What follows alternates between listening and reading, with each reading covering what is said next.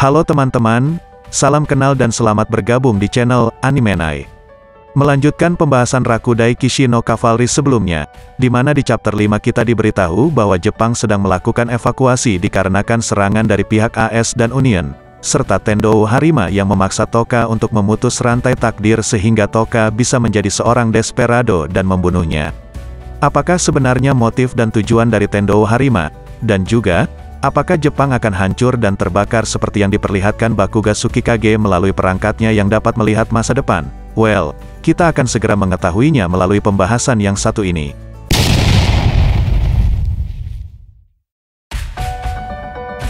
Rakudai Kishi no Cavalry Volume 17 Chapter 6 dengan judul, Dua Pertempuran, Pertempuran Mempertahankan Ibu Kota.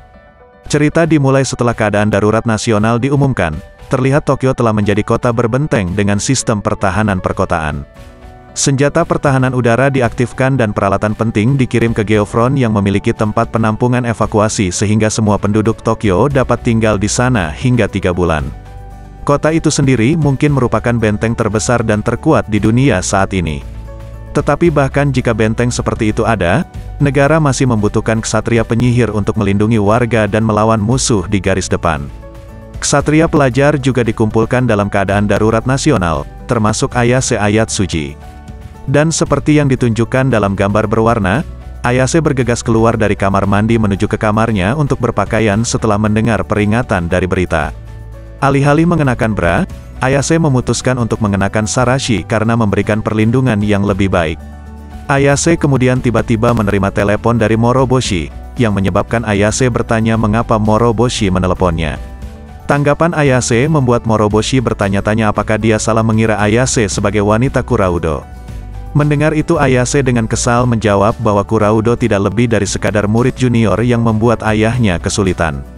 Menyampingkan hal itu, Moroboshi kemudian bertanya pada Ayase apakah Kuraudo ada di tempatnya dan Ayase menjawab bahwa Kuraudo akan pergi karena semua ksatria pelajar di Jepang Timur dipanggil untuk membela Tokyo. Namun, Moroboshi meminta Ayase untuk menyuruh Kuraudo datang ke Kyushu karena menurutnya Kuraudo lebih berguna di sana.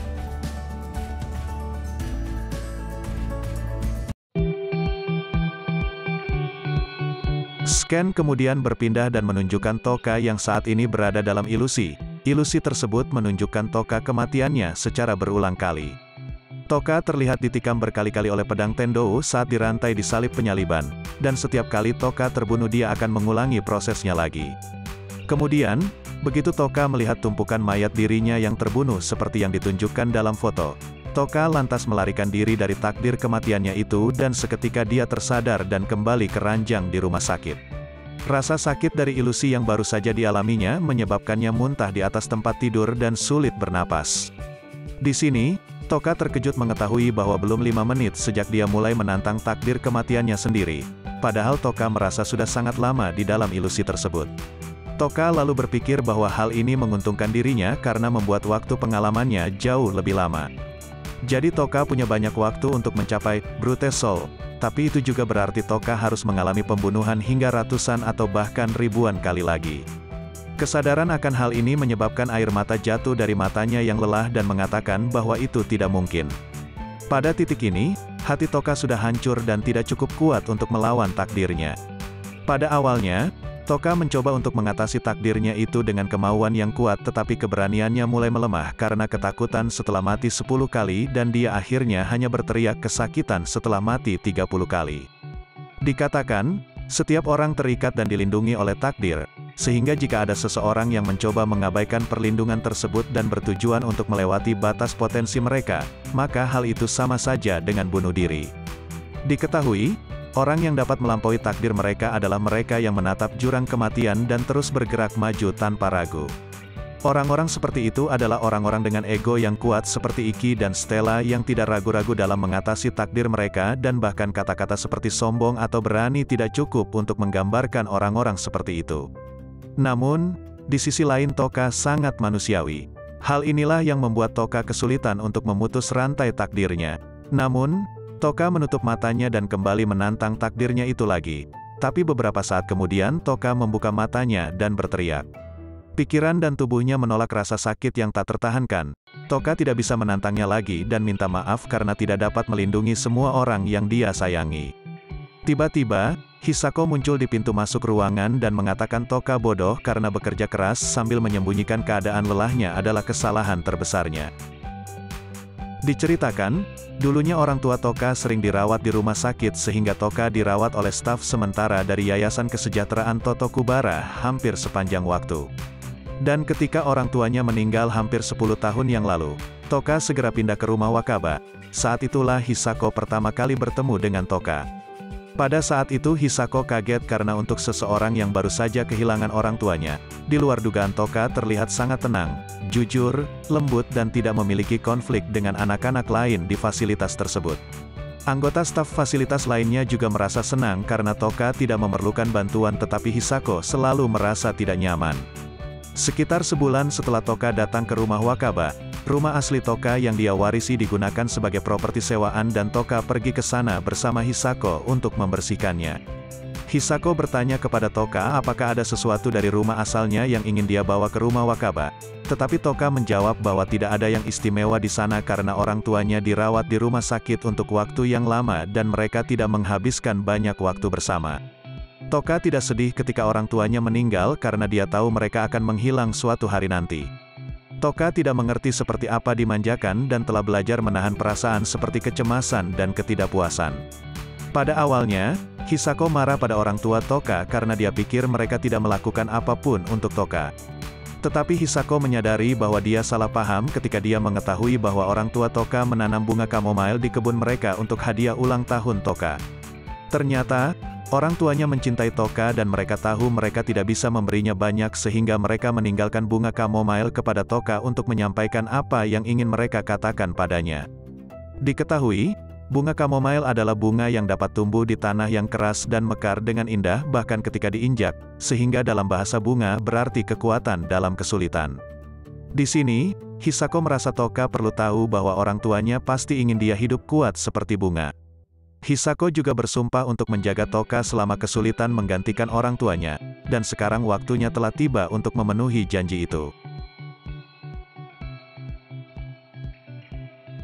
Saat ini, Hisako mengatakan bahwa Toka pasti selalu menyalahkan dirinya sendiri karena tidak menyadari betapa dirinya dicintai oleh orang tuanya sebelum mereka meninggal, dan karena itulah Toka bekerja keras selama ini untuk menjadi orang yang diinginkan orang tuanya dan mampu menanggapi cinta mereka.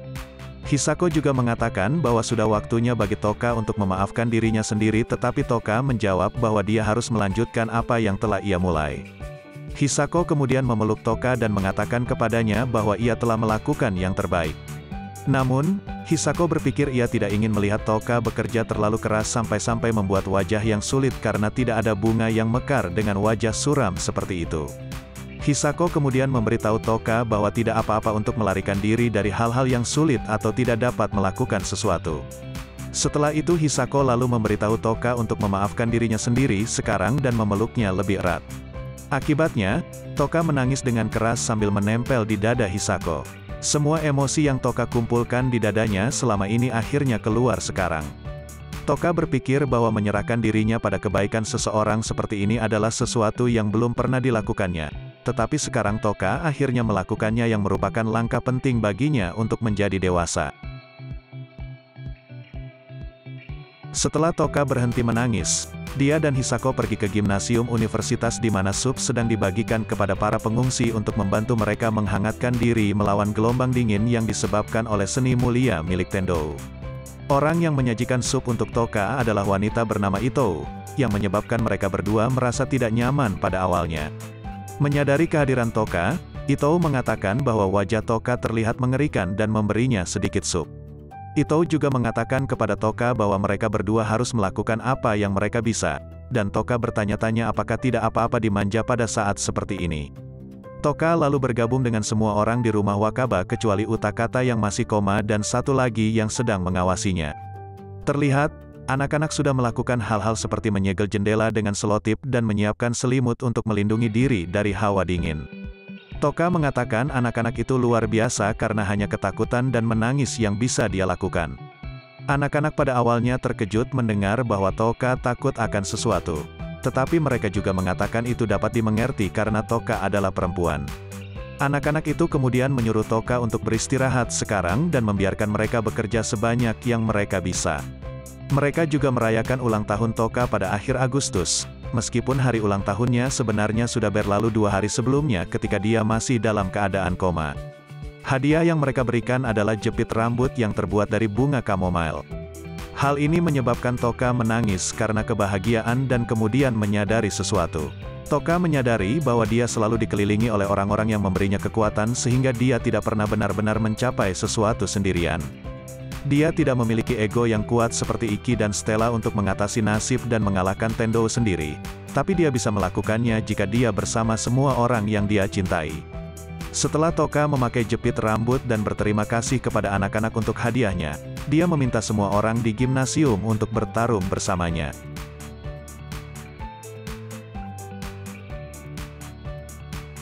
Scan kemudian berpindah dan memperlihatkan situasi saat ini di Tokyo. Banyak kapal AS dengan dukungan udara telah berhasil menerobos garis pertahanan maritim Jepang dan tentara AS tiba di Teluk Tokyo. Jepang memiliki pasukan yang dipersenjatai dengan tank dan senapan yang tersebar di sepanjang garis pantai, tetapi tentara AS bergerak maju tanpa ragu-ragu. Walaupun begitu, pasukan Jepang tidak takut karena memiliki blazer peringkat C yaitu Yuri Oreki yang berdiri di atas tank seperti yang ditunjukkan pada gambar. Dari situ Oreki lalu mengaktifkan Noble Art miliknya. Seni mulia Oreki diketahui bernama Valet Pine. Kemampuannya ini menyebabkan tentara AS dalam jarak 500 meter darinya mengalami rasa sakit yang sama dari tubuhnya yang sakit-sakitan dan membuat mereka tidak mampu bertarung lagi. Tentara Jepang dan blazer yang bersama Oreki kemudian menembakkan peluru dan sihir ke arah para tentara AS tersebut. Sebagai tanggapan dari serangan pasukan Jepang, pasukan AS mengirimkan robot yang disebut Edi, yang merupakan tentara besi yang dibuat dengan teknologi senjata AS yang dikatakan seabad di depan negara lain. Prajurit besi itu tidak rusak oleh peluru senapan. Bahkan perangkat dan seni mulia dari beberapa blazer tidak mampu menjatuhkan prajurit besi tersebut. Prajurit besi itu juga terlihat mulai mengalahkan beberapa prajurit dan blazer Jepang. Senjata utama prajurit besi itu adalah Hadron Cannon, yaitu sebuah penemuan abad ini yang menembakkan partikel kuat berenergi tinggi terarah yang dapat melarutkan semua armor di dunia dan pertahanan sihir beberapa blazer meskipun ukurannya kecil. Dengan kata lain, AS memiliki teknologi untuk memproduksi masal kekuatan yang setara dengan blazer. Itulah sebabnya negara ini dianggap sebagai yang terkuat di dunia. Para prajurit besi juga tidak bisa merasakan sakit yang membuat mereka menjadi lawan terburuk untuk kemampuan Oreki. Namun pasukan Jepang sudah menduga hal ini dan telah menyiapkan blazer peringkat C lainnya yaitu Renren Tomaru dan Ikazuchi Saiju. Kedua ksatria siswa menggunakan seni mulia mereka dan dengan mudah menghancurkan prajurit besi. Mayoritas blazer tidak dapat bersaing dengan prajurit besi atau robot yang disebut Edi ini. Tetapi blazer peringkat C yang hanya sekitar 10% dari semua ksatria penyihir memiliki kekuatan untuk mengendalikan medan perang hanya dengan satu ksatria.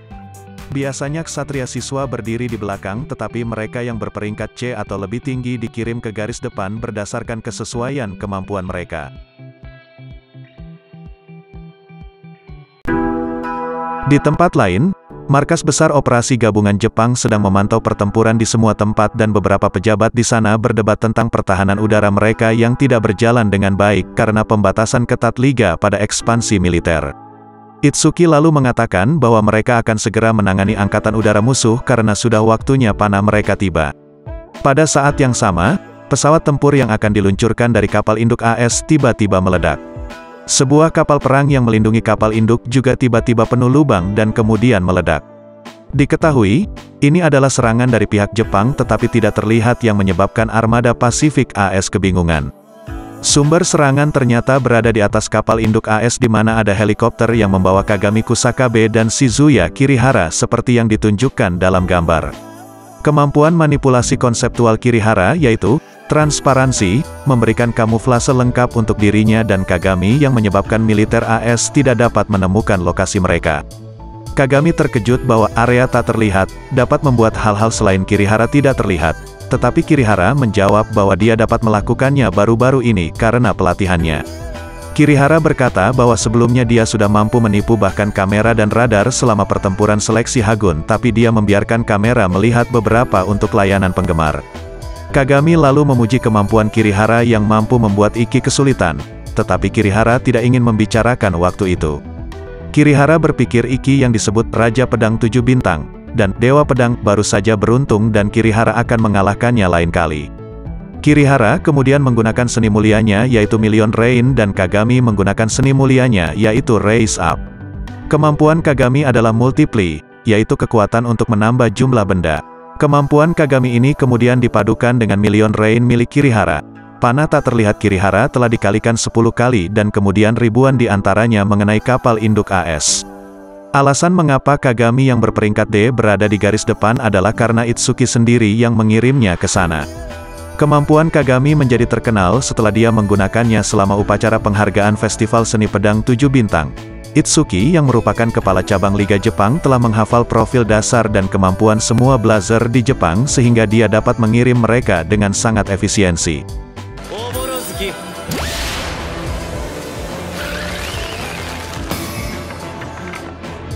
Di sisi lain, Kurono yang juga telah tiba di Tokyo dengan cepat menggunakan kemampuannya. Diketahui Kurono juga berada di helikopter bersama Kagami dan Kirihara. Kurono dikirim ke pusat musuh karena dia adalah kekuatan tempur terbesar yang dimiliki Jepang saat ini. Terlihat, kapal induk AS yang berada di bawah mereka sudah hancur dan tidak bisa lagi berfungsi sebagai kapal induk tetapi para pasukan robot yaitu Edi dan Blazer AS muncul di geladak.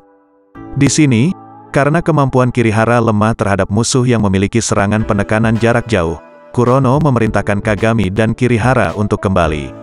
Kagami lalu bertanya-tanya apakah tidak apa-apa karena masih banyak kapal musuh yang tersisa tetapi Kirihara berpendapat bahwa mereka harus mundur meskipun risikonya hanya 1%. Kurono lalu mengatakan untuk tidak meremehkan kekuatan militer terkuat di dunia dan memerintahkan kedua siswa untuk mendukung garis pertahanan di pantai dari arah langit. Kurono kemudian melompat keluar dari helikopter dan senjatanya menembakkan salah satu kemampuannya yaitu Clock on It ke arah kapal di bawah. Seni mulia Kurono mempercepat waktu target sehingga target mencapai akhir hidupnya dalam sekejap. Kapal induk itu lalu hancur karena penuaan dan tenggelam ke laut. Kurono kemudian berdiri di atas sisa-sisa kapal yang berkarat dan menembakkan lebih banyak seni mulianya ke arah kapal dan pesawat musuh terdekat. Dikatakan bahwa Kurono menenggelamkan semuanya dalam waktu kurang dari 1 menit.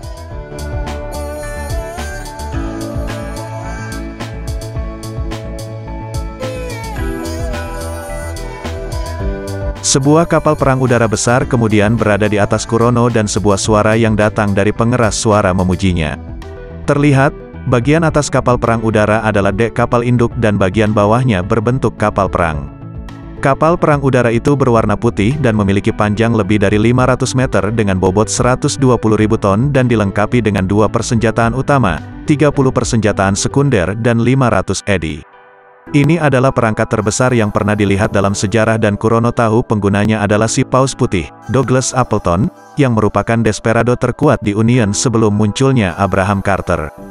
Julukan Paus Putih sendiri adalah julukan yang berasal dari pihak Liga terhadapnya tapi Appleton sepertinya lebih suka dengan laksamana terbang. Diketahui bahwa Appleton sangat membanggakan perangkatnya dan kapal perang udara super yang saat ini dia naiki yaitu Enterprise, yang merupakan buah dari teknologi senjata terbaik dunia dan terbang karena kemampuannya yang dapat membuat suatu objek mengambang. Sebuah meriam hadron 88 inci dilengkapi sebagai persenjataan utama dan kemudian ditembakkan ke arah Kurono. Semua orang di markas operasi gabungan yang memantau pertempuran antara Kurono dan Appleton merasa lega melihat Kurono tidak terluka oleh ledakan itu. Di sini kita diberitahu tujuan utama dari pertempuran pertahanan ibu kota adalah untuk mencegah kedatangan Enterprise di daratan Jepang karena jika itu terjadi maka pihak Jepang tidak punya pilihan selain menyerah. Appleton adalah salah satu blazer paling menonjol di dunia dan kekuatan serangan perangkatnya yang ditingkatkan dengan teknologi senjata AS adalah kelas monster. Persenjataan utama Enterprise adalah mampu menembus 12 lapis baja geofront dan dapat membunuh sejumlah besar warga dalam satu pukulan. Nango dan Nene saat ini tidak di Jepang dan Kurono adalah satu-satunya di Jepang yang bisa melawan Appleton itulah sebabnya Itsuki memerintahkannya untuk kembali ke Tokyo. Kemenangan dalam perang selalu ditentukan oleh kekuatan seni mulia.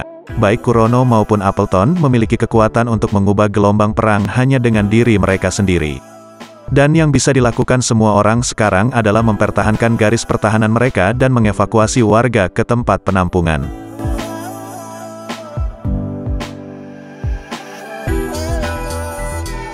Di sisi lain, karena operasi di Tokyo berjalan cukup baik, Itsuki saat ini lebih peduli dengan situasi di Kyushu. Badai salju yang dimulai oleh Tendou akan menyebabkan orang yang sakit dan terluka mulai sekarat besok dan sulit untuk melakukan sesuatu tanpa Kurono. Itsuki berpikir bahwa Moroboshi adalah satu-satunya senjata yang mereka miliki yang dapat mencapai Tendou tetapi tidak dapat diandalkan hanya dengan satu senjata. Dukungan dari Liga juga akan membutuhkan waktu untuk tiba karena Jepang hampir berada di sisi lain bumi untuk jangkauan Gerbang Ilahi milik Norman Creed. Itsuki kemudian menerima komunikasi dari Kaida dan Toka yang mengatakan bahwa mereka memiliki cara untuk mengalahkan Tendou. Setelah mendengarkan penjelasan Toka selama beberapa waktu, Itsuki setuju bahwa cara lain untuk mengalahkan Tendou selain Kurono dan seni mulia Moroboshi adalah dengan menyerangnya dengan kekuatan sihir yang lebih besar. Metode yang diusulkan Toka dapat memungkinkan tetapi kemungkinannya masih kecil dan selain itu, sejumlah besar non-pejuang harus terlibat. Operasi semacam ini biasanya tidak diizinkan oleh Itsuki yang percaya bahwa orang tidak boleh mencari atau menantang pencapaian di luar kemampuan mereka dan membuang waktu dan sumber daya untuk kemungkinan kecil. Tapi Toka tidak mundur dan Kaida mendukungnya dengan mengatakan bahwa persiapan sudah selesai sehingga Tendou dapat dikalahkan sesegera mungkin jika mereka memiliki izin. Bahkan sekretaris Itsuki juga mendukung hal ini yang menyebabkan Itsuki tidak terlalu memikirkan hal ini. Itsuki sekarang mengerti bahwa keputusannya sebagai kepala sebuah organisasi hanyalah pendapat pribadinya dan bahwa sebuah organisasi bukanlah kumpulan roda gigi mesin tetapi sekelompok orang. Itsuki kemudian mengatakan telah dikonfirmasi bahwa armada AS kedua sedang menuju ke Tokyo sehingga bala bantuan ke Kyushu tertunda. Itsuki juga bertanya kepada Toka apakah dia bisa mengalahkan Tendou sambil memikul masa depan semua orang di Kyushu. Toka menjawab bahwa dia tidak bisa mengalahkan Tendou sendiri karena dia lemah. Tapi Toka juga mengatakan dengan percaya diri seperti yang ditunjukkan dalam gambar bahwa dia bisa menang dengan bantuan semua orang. Tekad Toka meyakinkan Itsuki untuk menyetujui operasi tersebut.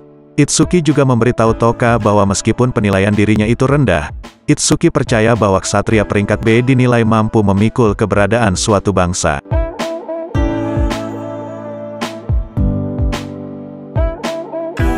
Setelah Toka meninggalkan pertemuan, Kaida mengatakan bahwa dia tidak menyangka Itsuki akan menyetujui sesuatu yang terlihat seperti bertaruh. Tapi Itsuki menjawab Toka memiliki mata seseorang yang bisa mengatasi takdir yang dia lihat sebelumnya dari Iki. Itsuki bisa percaya pada mata itu dan Kaida juga begitu. Itulah sebabnya Itsuki membiarkan Toka bertanggung jawab atas operasi tersebut. Toka lalu memberitahu semua orang yang terlibat dalam operasi bahwa mereka memiliki izin untuk melanjutkan operasi. Toka berterima kasih atas bantuan mereka dan mereka juga berterima kasih padanya karena membiarkan mereka membantu. Moroboshi kemudian muncul bersama dengan Kuraudo seperti yang ditunjukkan dalam gambar, yang mengejutkan Toka. Kuraudo mengeluh tentang berada di sini di Kyushu meskipun dia seharusnya bertarung di Tokyo. Moroboshi mengatakan dia dan Kuraudo akan menjadi senjata pertama dan kedua yang akan membuat Tendou tetap sibuk sementara Toka sebagai senjata ketiga akan dipersiapkan, meskipun ada kemungkinan Moroboshi dan Kuraudo sendiri akan mengalahkan Tendou. Di sini, Toka tidak tahu apa yang direncanakan Moroboshi tetapi Toka berkata bahwa dia mengandalkannya. Mereka kemudian mengepalkan tangan dan melanjutkan dengan orang lain untuk memulai operasi. Baiklah teman-teman, sepertinya sampai di sini dulu pembahasan kita di video kali ini. Jangan lupa pantengin terus channel ini karena ceritanya masih lumayan panjang. Terima kasih buat yang udah mampir dan sampai ketemu di video selanjutnya.